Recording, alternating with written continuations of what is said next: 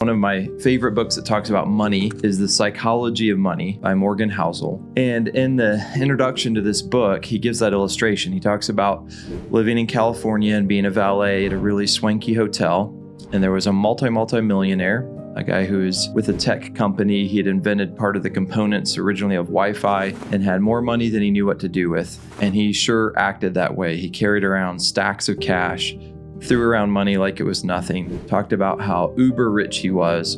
And one day he actually told Morgan, who was the valet, one of his friends, to go to the nearest jewelry store and buy a whole bunch of these gold coins that were $1,000 each. He then went with his friends and skipped them into the ocean. Another time, probably when he was drunk, he broke a vase, and the person who worked there at the hotel went to him and said, "That's a $500 vase. We're going to ask for you to repay that." And he started laughing and making fun of the guy and grabbed $5,000 worth of cash and said, "Hey, here's $5,000. Will that cover it? Now leave me alone. Get out of my face. Quit embarrassing me."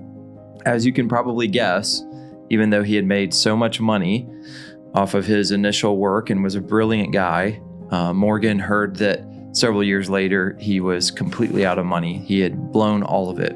It wasted it. So one of the things that this book, The Psychology of Money, looks at is how do we think about money?